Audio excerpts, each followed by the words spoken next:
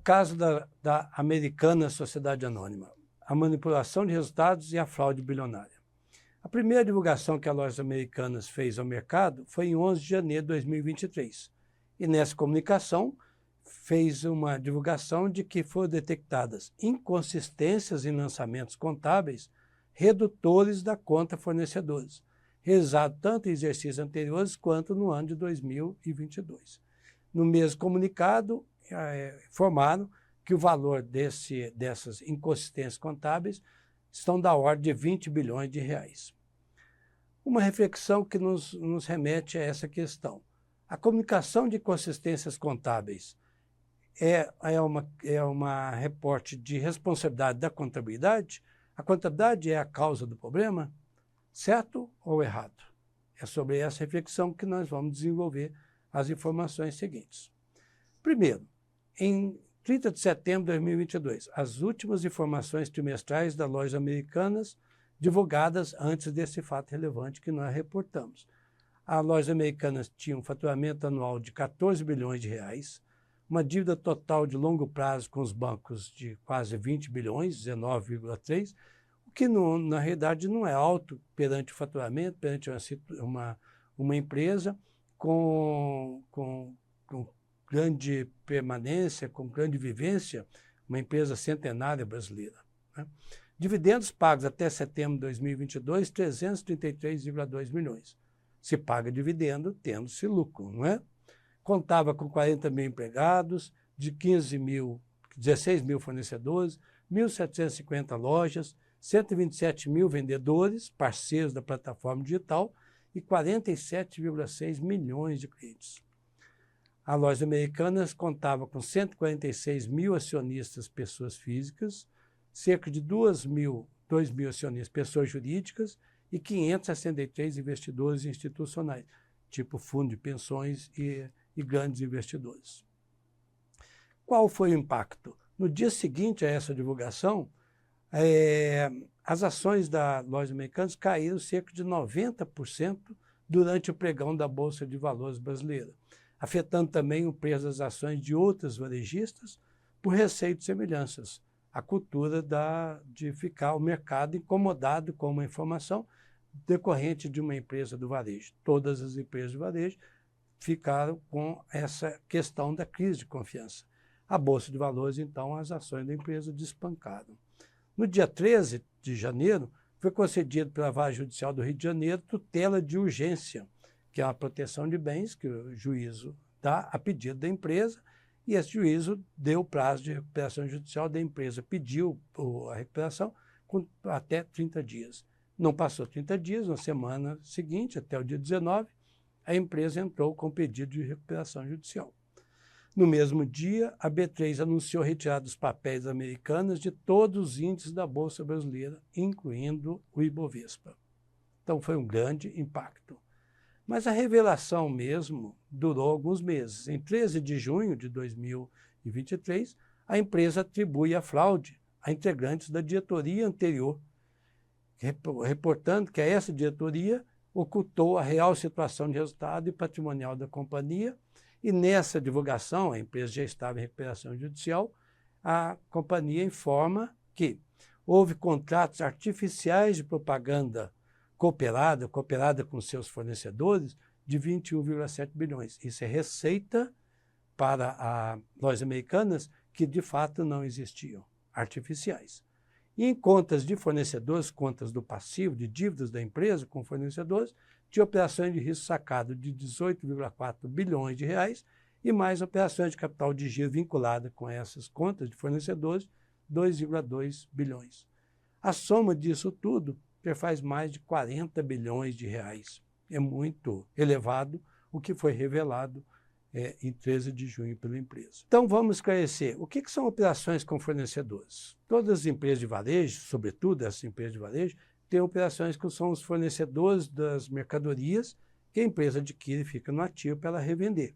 Então, é muito comum operações com fornecedores e os fornecedores desejam receber o mais rápido possível a sua venda, a varejista. Então, é muito comum a solicitação de antecipar o recebimento. Então, o fornecedor vendeu para uma empresa quer receber antecipadamente para poder girar com recursos, etc. Então, essas operações de fornecedores, o fornecedor pode antecipar o recebimento fazendo uma operação diretamente com a empresa compradora. Então, o fornecedor conversa com o seu cliente, que é a empresa varejista, e fala, você pode antecipar o pagamento? É comum isso. Mas também pode ser feito através de uma instituição financeira. E os dois principais operações são desconto de título. O fornecedor leva a um banco, a uma instituição financeira, e solicita que desconte aquele título, antecipe o pagamento, e o fornecedor assume a obrigação de pagamento junto ao banco, caso aconteça algo nessa transação. E na operação de risco sacado, a compradora, quem compra as mercadorias do fornecedor, é que assume a obrigação de pagamento junto ao banco. Então, são operações muito utilizadas no mercado, né? E o que é essas operações de risco sacado? Também conhecido como forfait. É uma operação de antecipação de recebíveis a fornecedores mediante uma cessão de crédito. A empresa compradora, o sacado, por isso que é o nome do risco sacado, a empresa compradora solicita o maior prazo para o pagamento de sua dívida. Sempre vai comprar e pede para o fornecedor o maior prazo possível. Como o seu fornecedor normalmente não tem recurso em caixa para bancar esse aumento de prazo, a empresa compradora negocia com uma instituição financeira, parceira dessa empresa, o pagamento do título ao fornecedor, ficando a empresa compradora devendo ao banco, e não o fornecedor que recebe. Essas operações têm muitas vantagens, tanto para o fornecedor, que é o cedente do título, que ele, com isto, ele melhora o seu fluxo de caixa, porque ele vai receber antecipadamente aquela venda que feita a prazo. Com isto, para ele também reduz o risco de inadimplência, de não receber, uma vez que com risco sacado transfere a responsabilidade para o banco. E ao comprador sacado, facilita as negociações, porque com isso ele aumenta os prazos na hora de negociar, garantindo que vai ter uma operação de risco sacado. Com o comprador, também ele recebe do banco o valor desse financiamento que é feito com o risco sacado. Essa operação é conhecida como operação de crédito com garantia do banco e do comprador, menor taxa de desconto do mercado e, a boa notícia, isenção do imposto sobre operações financeiras. Mas o que aconteceu com as lojas americanas? Onde aconteciam as fraudes? Ao fazer a operação com risco sacado, a lojas americanas, que é a compradora, não reconheceu o passivo oneroso. O que é passivo oneroso? Quando você tem uma dívida, um passivo, com bancos, por exemplo, em que a cada dia está vencendo juros, então é um passivo de ônus, um financiamento. Então, a lojas americanas não reconheceu esse passivo oneroso junto aos seus bancos, ou seja, não contabilizou como dívida bancária, e sim mantendo o passivo operacional com seus fornecedores, ou seja, um passivo operacional não é aquele que vence juros, é uma dívida com prazo, mas não com financiamento de prazo na situação normal, né? Sem reconhecimento, portanto, dos juros e da dívida efetiva com os bancos. Para varejista, com margens apertadas, que o varejo normalmente compra para revender e as margens na competição tendem a ser baixas, com juros altos, com juros vinculados às operações, que vai aumentando a taxa de juros Selic, vai aumentando também isso, embora menor, mas vai aumentando. Então, com isso, a loja americana se tornou cada vez mais presa a esse sistema, recorrendo constantemente às operações de risco sacado. Grandes questões se avizinham aí. Duas nós separamos para mencionar. Os bancos não acessavam o Sistema de Informações de Crédito, o SCP, do Banco Central do Brasil, para tomar ciência de quanto de dívidas efetivamente a lojas americanas tinha com o mercado financeiro. Outra questão, as empresas de auditoria externa não foram capazes de detectar as operações em todos esses anos, uma vez que a própria empresa reconheceu que existia isso há muitos anos anteriormente. E não foi por falta de alerta. A própria Comissão de Valores Mobiliários no Brasil, com essa questão do risco sacado, já tinha feito 2 ofícios, um em 2016 e outro em 2021, alertando as empresas Em 2021, no item 8, nós separamos uma parte desse alerta.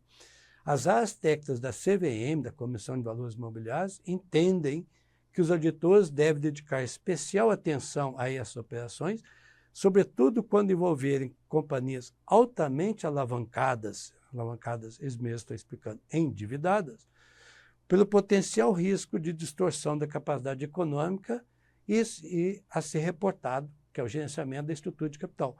E o que é a estrutura de capital? Capital próprio, capital de terceiros, que é tipo não oneroso, operacional, e capital de terceiros oneroso, tipo com bancos.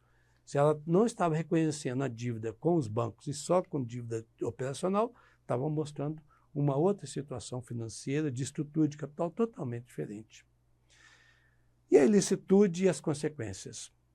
Primeira questão, que mediante o expediente da Lojas Americanas, que ela considerava que os bancos, que as demonstrações financeiras efetivas, elas chamavam de a vida como ela é, entre aspas. Então, entre os gestores, se tratava disso. Quando se fala da situação real da empresa, chamava a vida como ela é. E quando é um balanço eivado de ilicitudes, né, falava que era outro balanço, mas não esse, né?